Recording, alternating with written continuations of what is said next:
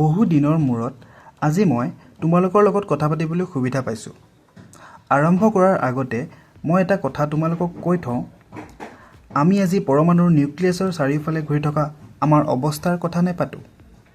পৰিবাহীৰ ওপৰেদি আমি চালিত হৈ থকাৰ লগত জড়িত কিছু কথাহে আজি তোমালোকৰ লগত আলোচনা কৰিম।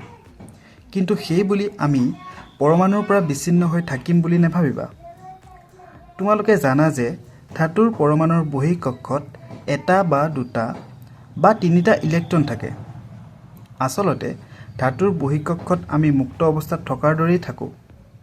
সেইবাবে পৰিবাহী এডালৰ দুয়োমূৰে বিভৱভেদৰ সৃষ্টি হ'লে পৰিবাহীডালৰ বাহিৰৰ ফালে থকা পৰমাণুবোৰত আমাৰ মুক্ত ইলেক্ট্ৰনবোৰ দৌৰিবলৈ বাধ্য হয়। এটা কথা চিন্তা কৰাচোন, আমি যদি কোনো এটা পৰমাণুৰ পৰা আঁতৰি যাওঁ তেতিয়া পৰমাণুটোত প্ৰটনতকৈ আমাৰ সংখ্যা কমি নাযাবনে? প্ৰশ্নটো ইণ্টাৰেষ্টিং হয়নে নহয়? আচলতে নকমে। ধৰা পৰিবাহী সৃষ্টি কৰা ধাতুবিধৰ বহিঃকক্ষত আমাৰ এটা ইলেক্ট্ৰন আছে। প্ৰবাহ চালিত হওঁতে সেই ইলেক্ট্ৰনটো পৰমাণু এটাৰ পৰা আঁতৰি যোৱাৰ লগে লগে অন্য পৰমাণুৰ পৰা এটা ইলেক্ট্ৰন আহি সেই ঠাইত হাজিৰ হ'বহি। গতিকে পৰমাণুটোৱে আমাৰ অভাৱ অনুভৱ কৰিবলৈ সুবিধাই নাপায়। যেনেদৰে জুৰিৰ পানী বৈ থাকোঁতে পানীৰ তলত থকা শিল এটাই একে গভীৰতাতে পানী পাই থাকে, কিন্তু একেখিনি পানী শিলটোৰ ওপৰততো নাথাকে। এইবোৰ কথা আৰু বহাই নাথাকোঁ। তোমালোকে বহু সময় এই লেবৰেটৰীত থাকিবলৈ সুবিধা নোপোৱা। তোমালোক যাবা এই লেবৰেটৰীটোলৈ আৰু কিছুমান ছাত্ৰ ছাত্ৰীও আহিব। পৰীক্ষা নিৰীক্ষাবোৰ চলাবহি। এইবোৰ জ্ঞানৰ পৰা আৰম্ভ কৰি তোমালোকৰে কোনোবা হয়তো বিজ্ঞানী হৈ যাবগৈ। বিভিন্নজন বিজ্ঞানীয়ে কষ্ট আৰু চিন্তা কৰাৰ কাৰণেহে আজি তোমালোক আৰু আমাৰ মাজত যোগাযোগ সম্ভৱপৰ হৈ উঠিছেহি। বিজ্ঞানীৰ কথা আহিল যেতিয়া অৰষ্টেডৰ কথাৰ পৰা আজিৰ আমাৰ আলোচনা আৰম্ভ কৰোঁ। অৰষ্টেড এজন মহান বিজ্ঞানী আছিল। তেওঁ ঘটনাক্ৰমে আৱিষ্কাৰ কৰিছিল যে ধাতুৰ পৰিবাহীৰ মাজেদি বিদ্যুৎ চালিত হ'লে ওচৰত থকা দিগদৰ্শন যন্ত্ৰৰ কাঁটাৰ বিচ্যুতি ঘটে। অৰ্থাৎ কোনো পৰিবাহীৰ মাজেদি বিদ্যুৎ চালিত হ'লে পৰিবাহীডালে চুম্বকত্বৰ গুণ লাভ কৰে। সেয়াই হৈছে বিদ্যুৎ চুম্বক। অৰ্থাৎ পৰিবাহীৰ মাজেদি বিদ্যুৎ চালিত হ'লেহে পৰিবাহীডালে চুম্বকত্ব গুণ লাভ কৰে।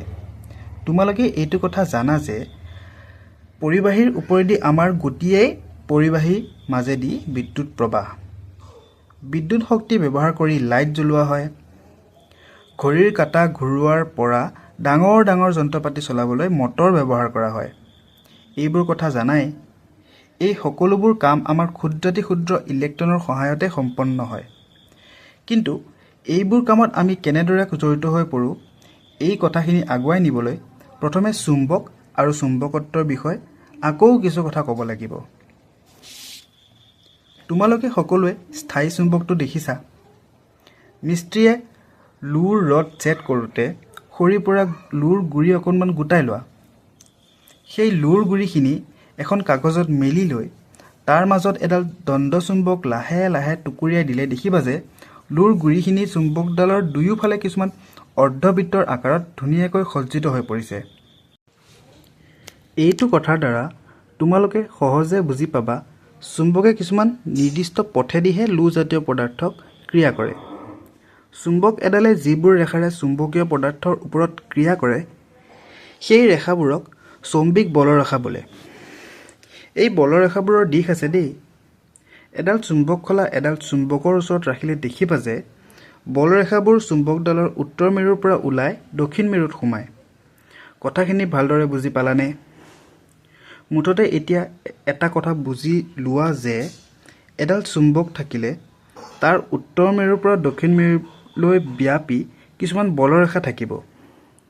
এইটো কথা বুজি ল'বলৈ তোমালোকক জোৰ দি থকাৰ অৰ্থ চুম্বক আৰু বলৰেখাৰ ওপৰত নিৰ্ভৰ কৰিয়েই আমাৰ আলোচনা আগবঢ়াই নিব লাগিব।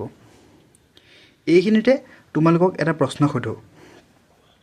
পৰিবাহী এডালৰ মাজেদি বিদ্যুৎ চালিত হ'লে পৰিবাহীডাল যে চুম্বকলৈ পৰিণত হৈ যায় তেতিয়া তাত বলৰেখা উৎপত্তি হ'ব নে নহ'ব? প্ৰশ্নটো চাগৈ তোমালোকৰ বাবে ইমান জটিল নহ'ব। যদি পৰিবাহীডালে চুম্বকত্বৰ গুণ লাভ কৰে তেতিয়া তাত বলৰেখাও উৎপত্তি হ'ব। সেই বলৰেখা কেনেকুৱা হ'ব? তোমালোকে তাৰ এটা শুদ্ধ ধাৰণা সৃষ্টি কৰিব লাগিব। যদি চুম্বকত্ব গুণ লাভ কৰা পৰিবাহী এডালক দণ্ডচুম্বক বুলি ধৰি লোৱা হয় তেতিয়া তোমালোকে এটা ভুল ধাৰণা পোষণ কৰিবা। সৌ পৰীক্ষাটোলৈ মন কৰা। তাত আয়তাকাৰ কাগজখিলাৰ মাজেদি সৰকি যোৱা পৰিবাহীডাল দেখিছা। পৰিবাহীডালত পৰিৱৰ্তনশীল ৰোধক, এমিটাৰ, ছুইচ আৰু বেটাৰী সংযোগ হৈ থকাও দেখিছা। ভালদৰে মন কৰা। কাগজখিলাৰ ওপৰত কিছুমান লুৰ গুৰি আছে। পৰিবাহীডালৰ মাজেদি বিদ্যুৎ চালিত কৰি কাগজখিলাৰ ওপৰত লাহে লাহে আঙুলিৰে টুকুৰিয়াই দিয়াত লুৰ গুৰিবোৰ পৰিবাহীডালক কেন্দ্ৰ কৰি কিছুমান বৃত্তাকাৰ পথত সজ্জিত হৈ পৰিছে। দেখিছানে? এই পৰীক্ষাটোৰ পৰা কি বুজিলা? পৰিবাহী এডালৰ মাজেদি বিদ্যুৎ চালিত হ'লে পৰিবাহীডালে চুম্বকত্ব গুণ লাভ কৰে বুলি জানা। পৰিবাহী এডাল বিদ্যুৎ চুম্বকতলৈ পৰিণত হওঁতে বলৰেখাবোৰ কেনেকুৱা হ'ব এই পৰীক্ষাটোৰ পৰা সহজে বুজি পাবা। সৌৱা চোৱা, পৰিবাহীডাল যদি পোন অৱস্থাত থাকে তেতিয়া পৰিবাহীডালক কেন্দ্ৰ কৰি ঐক্যকেন্দ্ৰিক কিছুমান বলৰেখাৰ সৃষ্টি হৈছে। কিন্তু এই বলৰেখাৰ দিশ কেনেকৈ জানিবা? তোমালোকৰ ওচৰত এটা সহজ উত্তৰ আছে যে চুম্বক খোলাৰ সহায়ত বলৰেখাৰ দিশ নিৰ্ণয় কৰিব পাৰি। সেইটো শুদ্ধ কথা। কিন্তু পৰিবাহী এডালৰ মাজেদি বিদ্যুৎ চালিত হওঁতে পৰিবাহীডাল চুম্বকত্ব গুণ লাভ কৰি সৃষ্টি কৰা বলৰেখাৰ দিশ নিৰ্ণয়ৰ কাৰণে তোমালোকৰ হাতত অন্য তেনে সহজ উপায় আছে আৰু তাক ফ্লেমিঙৰ সোঁহতীয়া নীতি বোলে। এই নীতি অনুসৰণ কৰিবলৈ তোমালোকে বিদ্যুৎ প্ৰবাহৰ দিশত সোঁহাতৰ বুঢ়া আঙুলিটো টোৱাই পৰিবাহীডাল মুঠি মাৰি ধৰিছোঁ বুলি আঙুলিবোৰ জপাই দিয়া। সেইবুলি আকৌ পৰিবাহীডালক সঁচাকৈ মুঠি মাৰি নধৰিবা। এচিড থকা পৰিবাহী এডালত এনেদৰে মুঠি মাৰি ধৰিলে কি হ'ব জনাই নহয়। যি কি নহওক, পৰিবাহীডালত মুঠি মাৰি ধৰিছোঁ বুলি বাকী আঙুলিকেইটা জপাই দিওঁতে আঙুলিকেইটা যিটো দিশত ঘূৰিব সেই দিশতে চুম্বক ক্ষেত্ৰখনৰ বলৰেখাৰ সৃষ্টি হ'ব। পৰিবাহী এডালত সৃষ্টি হোৱা বলৰেখাৰ দিশ জানিবৰ কাৰণে এইটো কিমান সহজ উপায় বুজি পালানে? প্ৰবাহ কোনটো দিশত চালিত হৈছে সেইটো বুজি পোৱাত অসুবিধা হ'ব নেকি? পৰিবাহী এডালৰ যিটো মূৰ বেটাৰীৰ ধনাত্মক মেৰুৰ লগত লাগি থাকে সেই ফালৰ পৰা ঋণাত্মক মেৰুলৈ প্ৰবাহৰ দিশ ধৰা হয়। পোন পৰিবাহী এডালে সৃষ্টি কৰা চৌম্বক ক্ষেত্ৰত পৰিবাহীডালক কেন্দ্ৰ কৰি বলৰেখাবোৰ সৃষ্টি হয় বুলি গম পালা। এইবাৰ পৰিবাহী এডাল ভাঁজ দি এটা বৃত্তাকাৰ কুণ্ডলী সৃষ্টি কৰি লৈ তাৰ মাজেদি বিদ্যুৎ চালিত কৰিলে কেনেকুৱা ধৰণৰ বলৰেখা পাম? এই পৰীক্ষাটো চাই লোৱা। আঙুঠিৰ দৰে কুণ্ডলীটো দেখিছা। কুণ্ডলীটোত সোমাই থকা অনুভূমিক কাৰ্ডবৰ্ডখন দেখিছা। কুণ্ডলীটোৰ লগতে কেনেদৰে বৰ্তনী সংযোগ কৰা হৈছে দেখিছা। এতিয়া কাৰ্ডবৰ্ডখনৰ ওপৰত থকা লুৰ গুৰিবোৰ কেনেকৈ শাৰী পাতিছে লক্ষ্য কৰা। এইবাৰ পৰিবাহীডাল পোন নহয়, বৃত্তাকাৰ। গতিকে কাৰ্ডবৰ্ডখনত দুডাল পৰিবাহী দেখিছা। এই দুয়োডাল পৰিবাহীক কেন্দ্ৰ কৰি দুয়োফালে কিছুমান ঐক্যকেন্দ্ৰিক বলৰেখা দেখিবা। ভালদৰে চোৱা।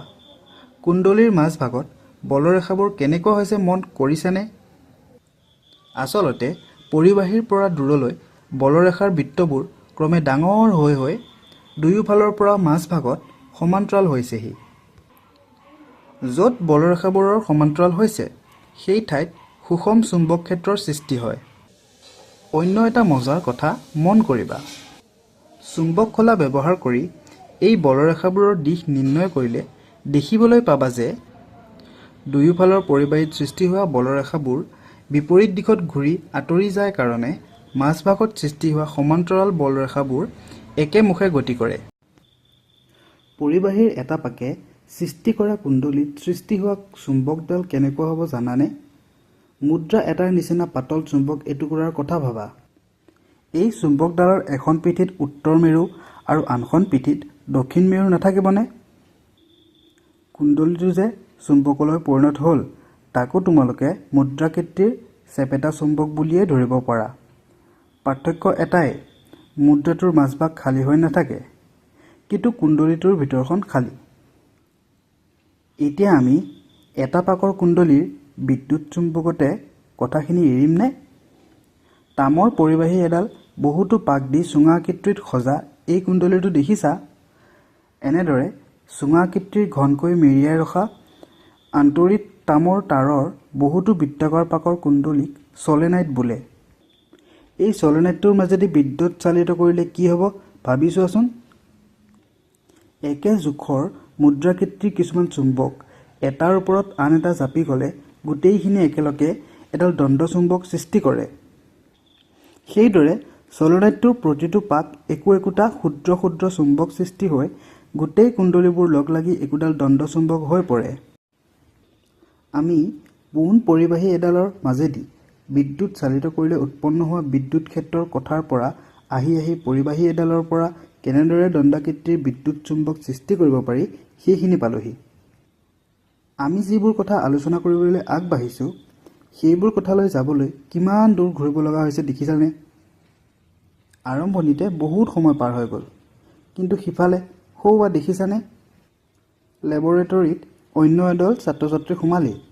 সিহঁতে মই থকা বৰ্তনীটোত পৰীক্ষা নিৰীক্ষা কৰিব। পৰীক্ষা নিৰীক্ষা কৰিবলৈ বুলি বৰ্তনীৰ ছুইচ অন কৰিলেই আমি ইলেক্ট্ৰনবোৰ এই পৰিবাহীডালৰ ওপৰেদি দৌৰি ফুৰিব লাগিব। তোমালোক মানুহবোৰে নিজেও শান্তি থাকিয়ে ভাল নোপোৱা আৰু আনকো শান্তিৰে থাকিবলৈ নিদিয়া। আমাক জোচেফ থমছন নামৰ বিজ্ঞানীজনে আৱিষ্কাৰ কৰিছিল, ঠিকেই আছিল।